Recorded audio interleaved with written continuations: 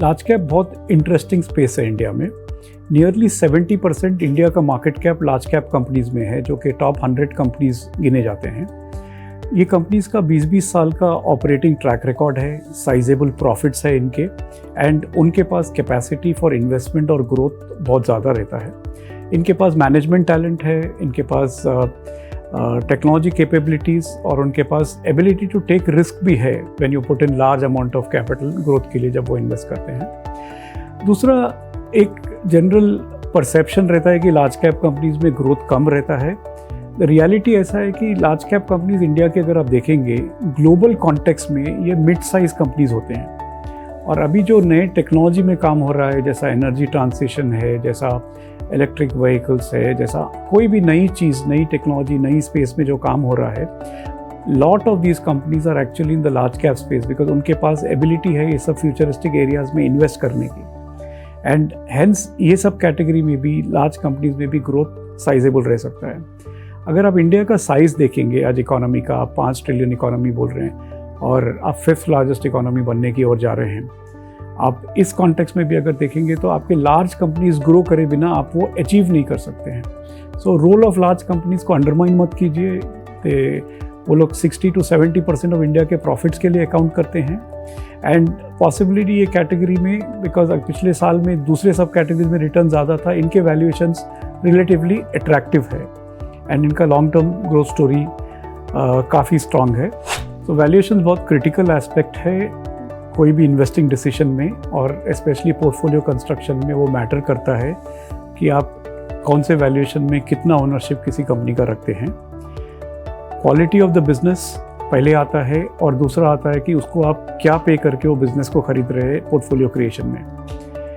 हमारा approach always ऐसा रहा है कि हम ग्रोथ कंपनीज लेंगे जिनका लॉन्ग टर्म ग्रोथ है, एंड वो कंपनीज के लिए हम सेंसिबल या रीजनेबल प्राइसेस दे के इन्वेस्ट करेंगे। अगर कोई भी चीज़ अगर आप देखें आपके नॉर्मल एक्सपीरियंस में भी, अगर आप बहुत ज़्यादा ओवर पे करते हैं तो आपको उससे आउटकम या उससे जो सेटिस्फैक्शन मिलता है वो इन्वेस्टमेंट से कम रहता है। इन इक्विटीज़ पोर्टफोलियो कंस्ट्रक्शन में इफ़ यू ओवर पे फॉर दीज कंपनीज और बहुत ज़्यादा सिग्निफिकेंटली ओवर पे करते हैं तो आपके रिटर्न्स को बहुत नेगेटिवली हर्ट करता है। तो वैल्यूएशन की क्रिटिकलिटी अंडरमाइन नहीं कर सकते हैं अपन, ये बहुत इंपॉर्टेंट है। इसलिए हमारी फिलॉसफी ऑफ इन्वेस्टिंग या फ्रेमवर्क ऑफ इन्वेस्टिंग किसी भी फंड में, हमारे स्ट्रैटेजीज़ में अगर आप देखेंगे तो इट इज़ ग्रोथ कंपनीज हम रीजनेबल प्राइस में खरीदने का अप्रोच रखते हैं, जिससे आपका रिस्क मैनेजमेंट के लिए ये फर्स्ट स्टेप होता है। आपको रिस्क लोअर करने का मोस्ट फंडामेंटल प्रिंसिपल ये है कि आप उसको सही प्राइस में खरीदें, एंड हमारे पोर्टफोलियो कंस्ट्रक्शन प्रोसेस में वो इसका बेडरॉक है। इन्वेस्ट करते समय हम रिस्क लोअर करते हैं और अटेम्प्ट करते हैं रिस्क लोअर करने की, बट रिस्क आप एलिमिनेट नहीं कर सकते हैं, बिकॉज इक्विटी में अगर रिस्क है तो ही आपको पोटेंशियल है कि उसमें रिटर्न आए, अदरवाइज वो फुल प्राइस हो जाता है। सो हमारा अटेम्प्ट ये है कि हम राइट रिस्क लें, ग्रोथ कंपनीज खरीदें रीजनेबल सेंसिबल प्राइस में, और उससे पोर्टफोलियो कंस्ट्रक्शन करें। अगर आप आज मार्केट में देखे हैं तो लार्ज बैंक्स बहुत अट्रैक्टिवली प्राइस्ड है, उनके लॉन्ग टर्म एवरेजेस से भी और दूसरे मार्केट के सेगमेंट से भी।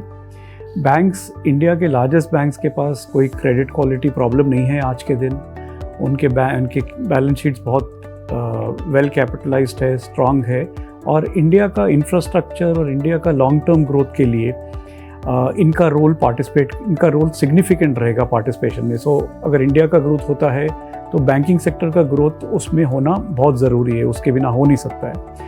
बैंक्स नियरली 30% ऑफ इंडेक्स है, तो उनका पार्टिसिपेशन भी बहुत सिग्निफिकेंट है in terms of weightages indices में, एंड वो सेक्टर आज बहुत सेंसिबली और अट्रैक्टिवली वैल्यूड है from a medium term point of view. और अगर आप अपॉर्चुनिटीज़ देखें तो अपॉर्चुनिटीज़ है पावर साइड में, एनर्जी ट्रांसिशन साइड में, वहाँ पे लार्ज यूटिलिटीज़ है जिनके वैल्यूएशन स्टिल रीजनेबल है, because returns have been so strong. पिछले 2-3 साल में थोड़े उनके वैल्यूएशन बढ़े हैं, बट फिर रिलेटिव टू द मार्केट वो बेटर प्लेस्ड है। तीसरा कैटेगरी है सेलेक्ट पॉकेट्स है कंजम्पशन में, विच हैव जो अच्छी तरह से परफॉर्म नहीं किए हैं पिछले 2-3 साल से, 1.5-2 साल से, वहाँ पे अपॉर्चुनिटीज़ है।